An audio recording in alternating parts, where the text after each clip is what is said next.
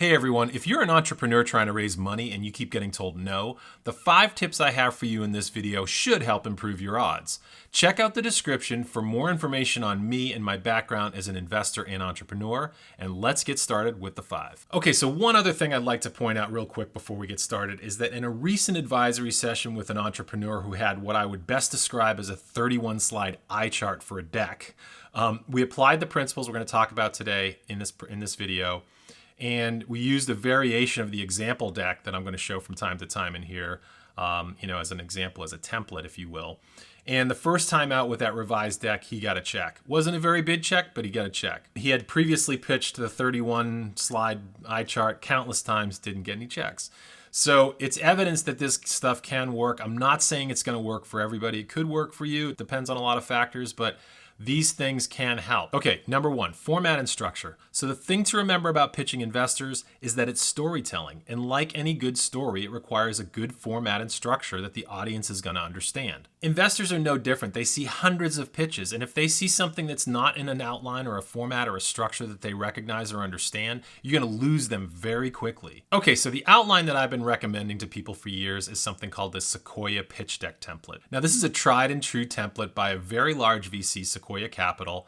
It's been used very successfully by lots of entrepreneurs over the years. Even before the Sequoia pitch deck template existed, if you were to analyze the pitch decks of successful companies, you would have seen a lot of the same elements. Now, I'm not going to go through the entire Sequoia pitch deck template. You can do that on your own. But the thing that I want to establish here is the structure or the outline. The thing of it is that the first one, I tend not to use that. You can use it if you want, but I think most people view that as kind of a speed bump. I mean, you really need to put on your running shoes and get to the point. You know what I'm saying?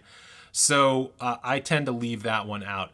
But note the order. One of the things that sort of annoys me when I see these pitch decks really is people putting the team slide way up in the order like that's somehow going to matter. And I got to be honest with you, and I hate to shatter your ego here, but if the rest of the stuff isn't there, if the problem, solution, market size, opportunity, if all that stuff isn't there, the unit economics, if those things aren't there, it doesn't matter about the team. You can have the greatest team on the planet, but if you don't have the rest of it, that's not going to matter. So please note the order and try to stick to the order that's established here because it is important. Another small pet peeve of mine is that sometimes people don't even show the product. I mean, if you've done some work to build the product, or even if it's an MVP, I don't care. If you've got some simple form of the product that's ready to present to investors, make sure that you're showcasing the product. Okay, number 2, get to the point. Do not belabor anything. Don't use complex charts, graphs, or wordy slides. Investors hate that kind of thing. In fact, the thing that I tell most of my entrepreneurs is keep it to 3 elements per page and keep the language as simple and succinct as possible. One example that I heard from an investor at a venture conference on a panel one time was that his ideal idea of a pitch deck was a pitch deck that had 1 word per slide. And that 1 word per slide was intended to cue the entrepreneur on what they were supposed to talk about when they got to that slide. I'm not making this up. That's how well they expect you to know this stuff. When you go in there, you shouldn't even be looking at your slides when you give the presentation. So just by keeping it simple and getting to the point, you're not going to lose anybody, and you're going to stand a much better chance of helping the investor understand each thing that you're talking about on the slide. Okay, number 3, define your market. Now, most investors that I know want to go after things that have a large market, lots of revenue potential, and they can make a lot of money on their investment.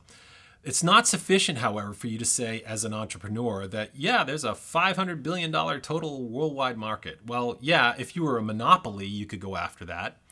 If you're not familiar with the concept of TAM, SAM, and SOM, that's total addressable market, service addressable market, and service obtainable market, then you need to go out and familiarize yourself with those concepts and understand what those are for your product or service. There's a couple of ways that you can derive those numbers, right? You can do some research, and there's a lot of good freely available research on most market types and segments. The paid stuff from Gartner, IDC, and others is obviously very expensive, and you may not be able to obtain that information. But I would say that whatever you quote as a source for, or whatever you use as a source for your numbers, you also try to provide some footnotes or links so that it doesn't just look like you're pulling those numbers out of thin air. Number 4, know the competition. Now, it's surprising to me how many presentations or pitch decks I've seen that don't do a very good job of articulating the competition, or they downplay it to a large extent in a way that's almost condescending. The thing that you have to remember is that even if the product or service that you're developing doesn't have a very clearly definable competitor, let's say, there might be other products out there that when stitched together could represent some competition, or the competition could just be the old manual way of doing something.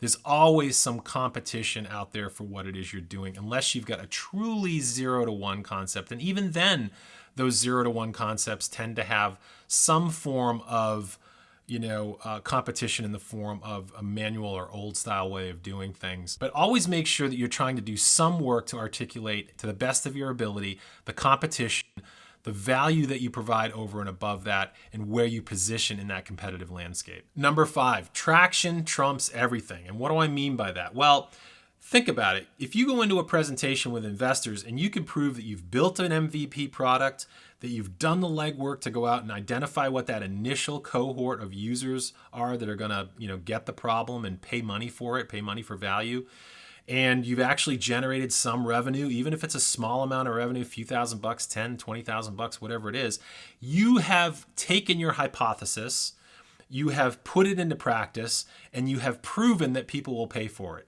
That's gold.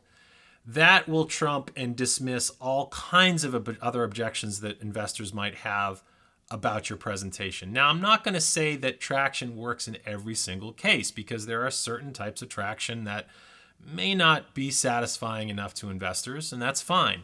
But the more that you can do to prove out that concept, generate some real dollars, and get some traction, the fewer objections you're going to have to any other thing that might be problematic in your presentation. The type of traction that you're really looking for is traction that shows that you've got product market fit. In other words, you've got that identified cohort of people that understand the problem and are going to pay for that value in whatever it is you're offering, product or service.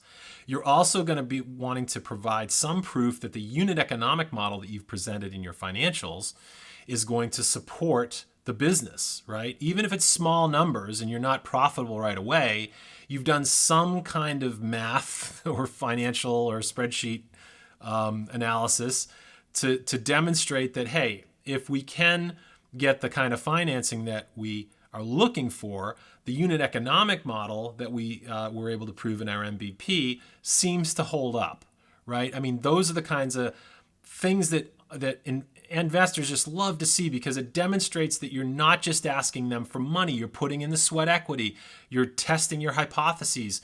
You're going out and trying things. Even if it's not the most polished product, you've got the minimum viable product that's going to get you those initial customers and prove the value of your idea or your product or service. And that is worth gold when you are pitching to investors. Okay, so that's the 5 on pitch decks. Now keep in mind, each one of these topics is its own video. I mean, in fact, I could do an hour-long video probably on each one of them. What I was trying to do here was to establish a quick punch list of things that have tripped me up as an entrepreneur when pitching to investors, and things that I've seen other entrepreneurs get tripped up on when pitching to investors, including myself. So I hope you found this useful. I'm looking forward to hopefully some great discussion in the comments section. But please like and subscribe if you found this useful, and I look forward to seeing you on another Take 5 with Tom.